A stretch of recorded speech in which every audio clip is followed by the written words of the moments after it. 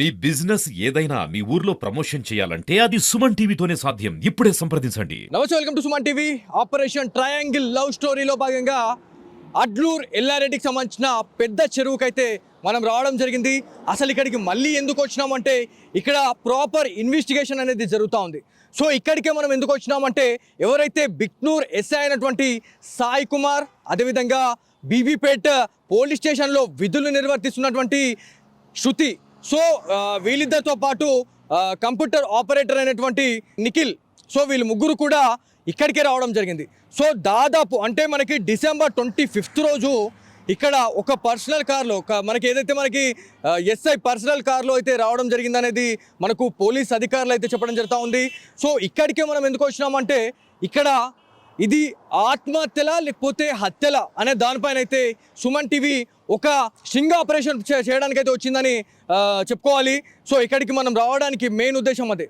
అసలు ఆత్మహత్యలు జరిగినాయా లేకపోతే ఆత్మహత్యలని హత్యలుగా చిత్రీకరించారా, హత్యల్ని ఆత్మహత్యలుగా చిత్రీకరించారా అనే దానిపైన అయితే చాలా వరకు కూడా కామారెడ్డి ప్రజలైతే వేచి చూస్తూ ఉన్నారు. సో ఇక్కడ ఈ నియర్ బై లొకేషన్లో చాలా వరకు కూడా ప్రాపర్ ఇన్వెస్టిగేషన్ అనేది జరుగుతున్నట్టు మనకు తెలుస్తూ ఉంది. కామారెడ్డి ఎస్పీ అయినటువంటి సింధు శర్మ గారి నేతృత్వంలో ఒక ప్రత్యేక బృందం అయితే ఏర్పాటు చేయడం జరిగింది.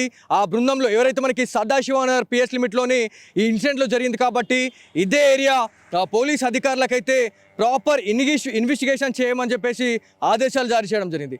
సో సదాశివనగర్ సిఐ అదేవిధంగా ఎస్ఐ వీళ్ళిద్దరూ కూడా వీళ్ళ నేతృత్వంలోనే ఈ కేసు ఇన్వెస్టిగేషన్ అనేది ప్రాపర్గా జరుగుతుంది అని చెప్పేసి మనకు ఒక ఇన్ఫర్మేషన్ అయితే రావడం జరిగింది.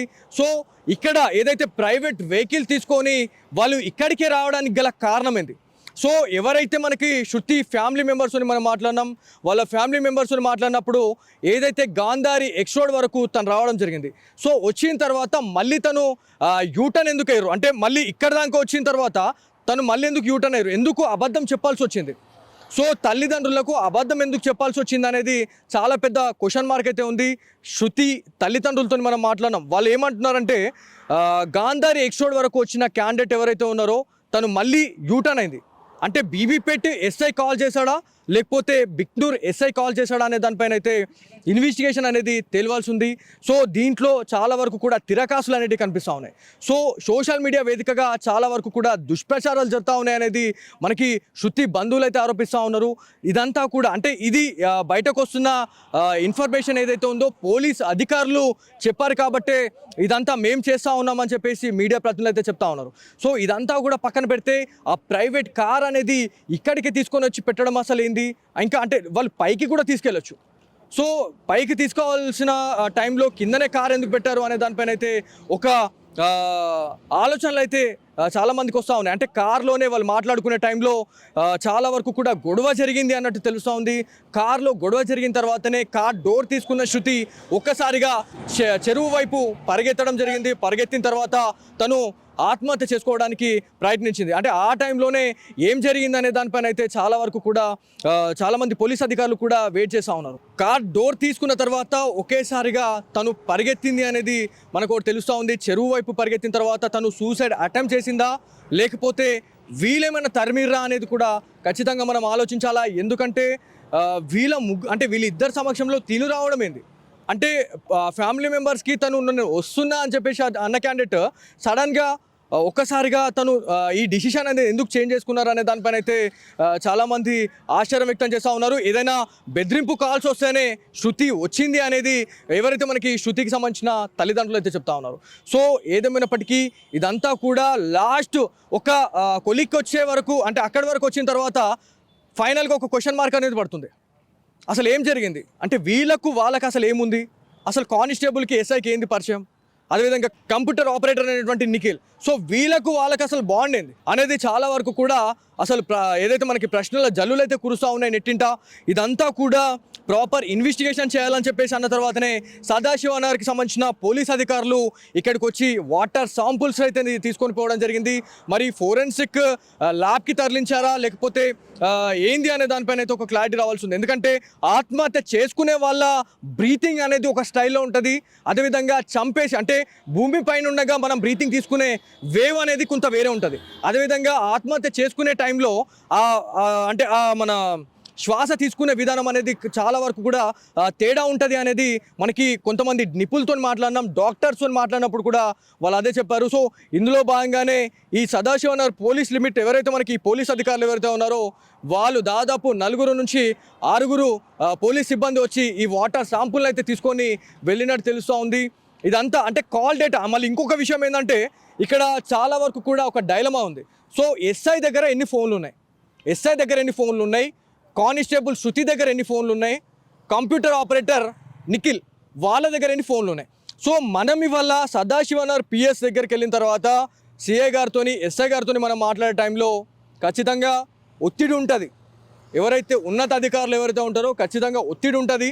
ఐ రిపీట్ అగైన్, ఎందుకంటే ఈ క్లూస్ అనేది బయటకు పోతే వాళ్ళ జాబ్ పైన కూడా ఎఫెక్ట్ అయ్యే అవకాశం ఉంటుంది. కాబట్టి మేము ప్రాపర్ ఇన్వెస్టిగేషన్ అనేది చేస్తూ ఉన్నాం. చేసిన తర్వాతనే నిజాలు అనేది బయట పెడతామని చెప్పేసి పోలీస్ అధికారులు చెప్తా ఉన్నారు. కాకపోతే అక్కడ మనం వెళ్ళిన తర్వాత మనం చూసిన విజువల్ ఏముంది అంటే 3 ఫోన్లు మాత్రమే చూసినాం. ఒకటి ఐఫోన్ ఉంది, 2 ఆండ్రాయిడ్ ఫోన్లు ఉన్నాయి.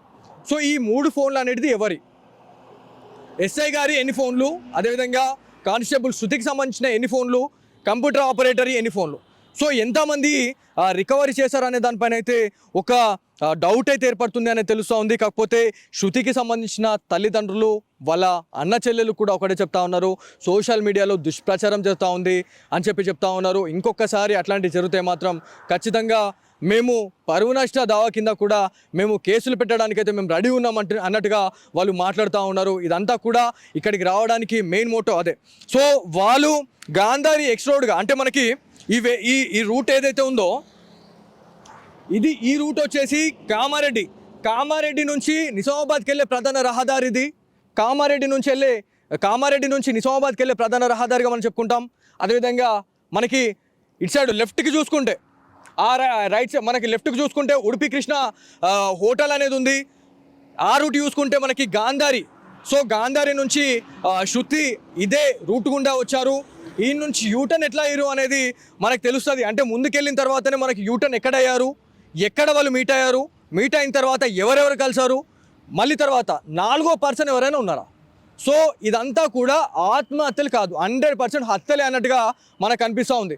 ఎందుకు అనుమానాస్పదంగా ఇదంతా మనం ఎందుకు హత్యలే అని మనం బల్లగుద్ది చెప్తున్నామంటే ఎస్ఐ గారి గురించి మనం మాట్లాడుకుంటే ఖచ్చితంగా తను ఒక 10 మందినైనా అరుచుకునే క్యాండిడేట్. ఎందుకంటే నేను తనతో ఇంటర్వ్యూ చేసిన కాబట్టి ఇంత బల్లగుద్ది నేను ఎందుకు చెప్తా ఉన్నానంటే అంత స్టామినా ఆయన దగ్గర ఉంది.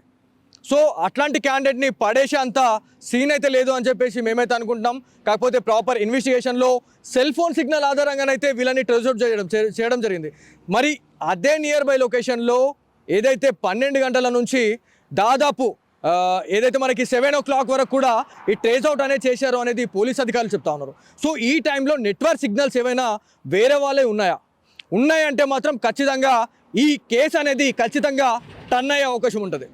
ఎందుకు టర్న్ అయ్యే అవకాశం ఉంటుంది అంటే ఇది ఖచ్చితంగా ఆత్మహత్యలు కాదు, ఇది 100% హత్యలే అని చెప్పేసి తెలుస్తూ ఉంది. పర్సనల్ ఏవైతే లావాదేవీల గురించి ఇవన్నీ జరిగినాయా అనేది కూడా ఒక క్వశ్చన్ మార్క్ అయితే ఉంది.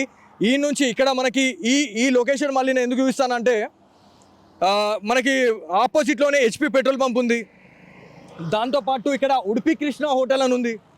ఇది నిత్యం క్రౌడీగా ఉండే ప్లేస్ అండి, ఇది చాలా వరకు కూడా ఈ హోటల్ గురించి మాట్లాడుకుంటే నిత్యం చాలా వరకు కూడా వెళ్ళే వాళ్ళు ఎవరైతే మనకి ట్రావెలింగ్ చేసే వాళ్ళు ఎవరైతే ఉంటారో ఎవరైతే మనకి ట్రక్స్ కావచ్చు అవి కూడా ఎక్కువ ఆపే అవకాశం ఉంటుంది. అండ్ దాంతోపాటు దానికి ఆపోజిట్లోనే ఈ లొకేషన్ ఏదైతే ఉందో ఇక్కడ మనకు ఒక బోర్డు అయితే కనిపిస్తూ ఉంది, పెద్ద చెరువు అడ్లూర్ ఎల్లారెడ్డి అని చెప్పేసి ఉంది. ఇక్కడ కూడా మ్యాక్స్ కార్లు అయితే పార్కింగ్ చేసుకునే అవకాశం ఉంటుంది అన్నట్టు మనకు అనిపిస్తూ ఉంది. కాకపోతే ఏ టైంలో వాళ్ళు వచ్చారు, ఈ నుంచి ఈ వెహికల్ అనేది ఇట్లా వచ్చి ఉందండి. శృతి అక్కడి నుంచి వచ్చింది, శృతిని ఎక్కడ రిసీవ్ చేసుకున్నారు అనేది చాలా పెద్ద క్వశ్చన్ మార్క్. దాంతోపాటు ఎవరైతే బిక్నూర్ ఎస్ఐ అయినటువంటి సాయి కుమార్, దాంతోపాటు కంప్యూటర్ ఆపరేటర్ అయినటువంటి నిఖిల్, అండ్ దాంతోపాటు మనకి బీబీపేట్లో కానిస్టేబుల్గా ఉన్నటువంటి శృతి, వీళ్ళు ముగ్గురు కూడా ఇదే వేలో కార్లో ఇట్లా వెళ్ళారు. ఈ నుంచి దాదాపు ఒక 200 మీటర్ లోపలికి వెళ్ళారండి. 200 మీటర్ లోపలికి వెళ్ళారు. ఈ నుంచి స్టార్ట్ అయిందా లొల్లి, మరి ఎక్కడి నుంచి స్టార్ట్ అయింది గొడవ అనేది మనం పక్కన పెడితే మాత్రం దాదాపు 200 రేడియస్లో ఇదంతా కూడా జరిగినట్టు మనకు తెలుస్తూ ఉంది. అక్కడ ఆ లొకేషన్కి అయితే వెళ్దాం మనం. ఖచ్చితంగా ఆ లొకేషన్కి వెళ్తే మనకు అక్కడ వాళ్ళు కార్ అక్కడే ఆపాల్సిన అవసరం ఏముంది? పోవాలనుకుంటే పైన కూడా పోవాలా, పైన పోయి ఆడ కార్ పార్కింగ్ చేసుకోవచ్చు.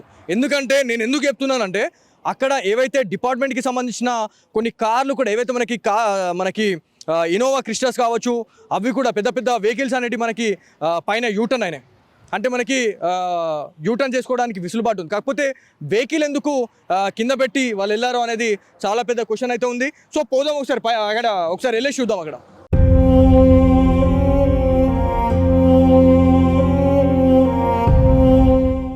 సో ఆ కార్ టర్నింగ్ అయిన తర్వాత ఇక్కడికే వచ్చింది. సో ఇక్కడ కార్ పార్కింగ్ చేశారు. ఇక్కడనే వాళ్ళు దాదాపు గంటల తరబడి మాట్లాడుకున్నారా, లేకపోతే ఏం జరిగింది అనేది మాత్రం ఖచ్చితంగా దేవుడికి ఎరుగు. ఇక్కడ మాత్రం ఆ వెహికల్ తీసుకొచ్చి ఇక్కడే పార్క్ చేయడం జరిగింది. అదొక I-20 వెహికల్. ఆ వెహికల్ అనేది ఇక్కడే పార్క్ చేశారు. దీంట్లోనే దాదాపు ఒక 1 to 2 అవర్స్ వరకు ఇక్కడ ఉన్నట్టు మనకు ఒక సమాచారం అయితే వస్తూ ఉంది. అంటే ఏంటంటే అంటే వీళ్ళు కార్లోనే వాళ్ళు ఏం మాట్లాడుకున్నారు అంటే ఏంది అనే దానిపైన అయితే చాలా వరకు కూడా చాలామంది ఆలోచిస్తూనే ఉన్నారు. సో ఇక్కడ దాదాపు పార్కింగ్ చేసిన తర్వాత ఎవరైతే శృతి అంటే వాళ్ళు మాట్లాడిర్రా, లేకపోతే తిట్టిర్రా, లేకపోతే కొట్టిర్రా అనేది పక్కన పెడితే మాత్రం ఒక్కసారిగా తను కార్ డోర్ అయితే తీసుకున్న తర్వాత తను ఇక్కడ నుంచి దాదాపు 100 to 150 మీటర్ అనేది తను పరిగెత్తడం జరిగినట్టు మనకు తెలుస్తుంది. ఎందుకంటే దాడి జరిగిందా లేకపోతే ఇంకేం జరిగింది అనే దానిపైన అయితే చాలా వరకు కూడా వేచి చూస్తున్న పరిస్థితి అయితే ఉంది. ప్రతి ఒక్కరు కూడా అసలు ఏం జరిగింది అనే దానిపైన అయితే ఒక ఉత్కంఠతోనైతే ఎదురు చూస్తూ ఉన్నారు. అంటే ఏం జరిగింది అంటే పోలీస్ డిపార్ట్మెంట్లో ఇట్లాంటి ఇన్సిడెంట్ జరగడం అనేది చాలా వరకు కూడా బాధాకరం అని చెప్పుకోవాలా. ఈ నుంచి పరిగెత్తిన శృతి అక్కడికి వెళ్ళి తను ఆత్మహత్య చేసుకునే టైంలోనే ఎస్ఐ సాయి కుమార్, దాంతోపాటు కంప్యూటర్ ఆపరేటర్ అనేటువంటి నిఖిల్, వీళ్ళు ముగ్గురు కూడా ఆమెని కాపాడబోయి వీళ్ళు కూడా దాంట్లో పడిపోయారా అనేది కూడా మనం ఆలోచించాలా, లేదంటే ఇంకొక వేవ్ కూడా ఆలోచించాలా. సో ఒక్కసారి పైకి వెళ్ళి ఇంకొకసారి చూద్దాం అక్కడ.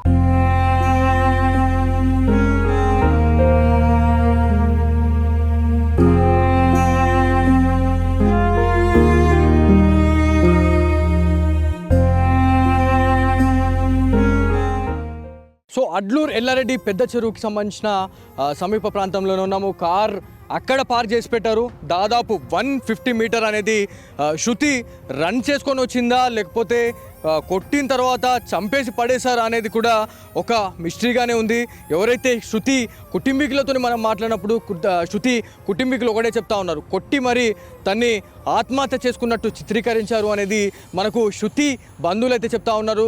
తల్లితో మాట్లాడిన అదే మాట్లాడుతున్నారు, తండ్రితో మాట్లాడిన అదే మాట్లాడుతూ ఉన్నారు, వాళ్ళ సొంత తమ్ముడితో మాట్లాడినా కూడా వాళ్ళు అదే చెప్తా ఉన్నారు. ఎందుకంటే శృతి ఒంటిపైన అయితే గాయాలు ఉన్నాయనేది మనకి వాళ్ళు చెప్తా ఉన్నారు. సో ఇక్కడ ఈ నుంచి శృతి పరిగెత్తుకుంటూ ఇక్కడ ఈ సమీపంలో ఉన్నటువంటి చెరువు, ఇది దాదాపు చాలా లోతుగా ఉండే చెరువుగా మనకి చెప్తా ఉన్నారు.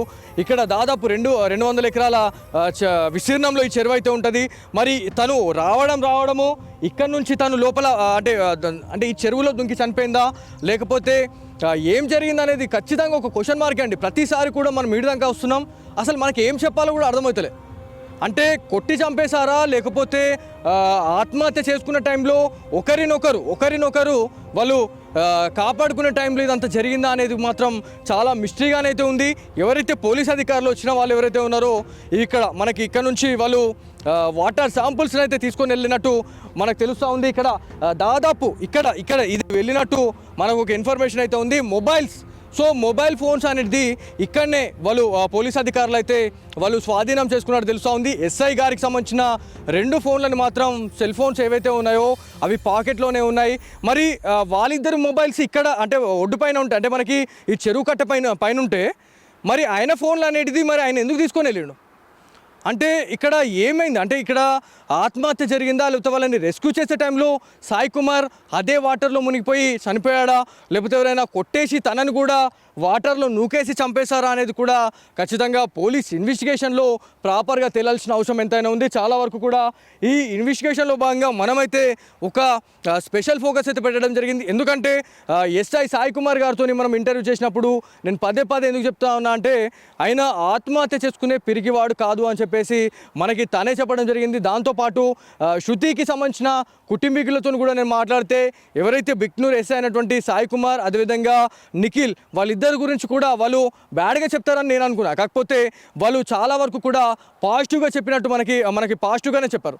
సో అసలు ఏంది అనే దానిపైన అయితే మేము ఒక్కసారిగా అక్కడికి వెళ్ళిన తర్వాత హవాకి అయిపోయినాం. కాకపోతే ఇక్కడ ఇదంతా ఏం జరిగింది అనే దానిపైన అయితే ఒక ప్రాపర్ ఇన్వెస్టిగేషన్ అయితే చేస్తూ ఉన్నారు పోలీస్ అధికారులు. ఆ టైంలో అంటే దాదాపుగా ఎన్ని గంటలు ఇక్కడ ఈ చెరువు కట్టే ప్రాంతంలో వాళ్ళు ఎన్ని గంటలు ఉన్నారు, ఇక్కడ ఇంకా వేరే సెల్ ఫోన్ సిగ్నల్స్ ఏమైనా ఉన్నాయా, లేకపోతే వీళ్ళని ఎవరైనా కొట్టేసి దానిలో పడేశారా, లేకపోతే మాట్లాడే టైంలోనే వాళ్ళని తోసేసి చంపేశారా అనే దానిపైన కూడా ఒక ఉత్కంఠ అయితే ఏర్పడుతుంది అన్నట్టు మనకు తెలుస్తూ ఉంది. ఇప్పటికే పోలీస్ అధికారులు ఇక్కడికి రావడం జరిగింది. వచ్చిన తర్వాత 4 డైరెక్షన్లలో ఉన్నటువంటి మనకి కొంతమంది ప్రజలనైతే వాళ్ళు రమ్మన్నారు. హెచ్పి పెట్రోల్ పంప్కి సంబంధించిన వాళ్ళతో మాట్లాడారు. అదేవిధంగా ఉడిపి హోటల్కి సంబంధించిన వాళ్ళతో మాట్లాడారు. అసలు ఏమైంది అనే దానిపైన అయితే వాళ్ళతో కూడా ఒక ప్రాపర్గా మాట్లాడుతున్న సిచ్యువేషన్ అయితే ఉంది. సో వాళ్ళ దగ్గర నుంచి నేమ్స్ కలెక్ట్ చేశారు, మొబైల్ నంబర్స్ అయితే కలెక్ట్ చేసినట్టు మనకు పోలీస్ అధికారులు మీకు విజువల్స్ చూడొచ్చు. వాటర్ శాంపుల్ తీసుకున్న తర్వాత వాళ్ళతో మాట్లాడుతూ ఉన్నారు. ఇదంతా కూడా ఏం జరిగింది అనే దానిపైన అయితే పూర్తిగా చాలా సీరియస్గా అయితే ఈ ఇన్వెస్టిగేషన్ చేస్తున్నట్టు మనకి పోలీస్ అధికారులు అయితే చెప్తా ఉన్నారు.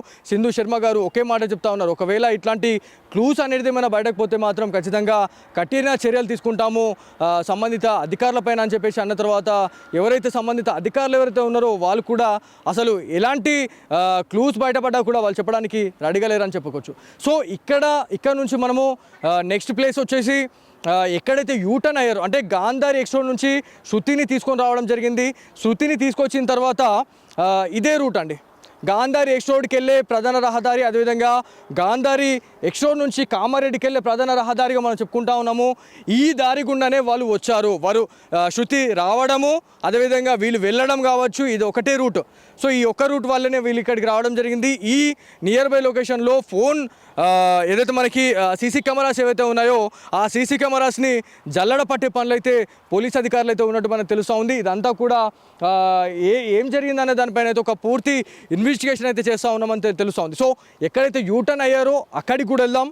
ఎవరైతే ఇంకొక ఇన్ఫర్మేషన్ ఏంటంటే మన సాయి కుమార్ అదేవిధంగా నిఖిల్ వీళ్ళిద్దరు కూడా ఒక దాబా దగ్గర ఆగి వాళ్ళు భోజనం చేశారు అన్నట్టుగా ఒక ఇన్ఫర్మేషన్ అయితే వచ్చింది. ఆ దాబాకి సంబంధించిన నేమ్ అయితే నేను ఎక్స్పోజ్ చేయను, ఎందుకంటే అది ఖచ్చితంగా కాన్ఫిడెన్షియల్గానే ఉంచాలా. ఎందుకంటే అక్కడ సీసీ కెమెరా ఫుటేజ్ ఉన్నా కూడా ఒకవేళ మన నెట్వర్క్ని యూజ్ చేసి గోల్మాల్ చేసిన అంటే గోల్మాల్ చేసే సిచ్యువేషన్స్ ఉంటాయి. కాబట్టి మనం డైరెక్ట్ వెళ్దాం, అక్కడికి వెళ్ళి అక్కడ ఏం జరిగింది అనే దానిపైన కూడా చూద్దాం.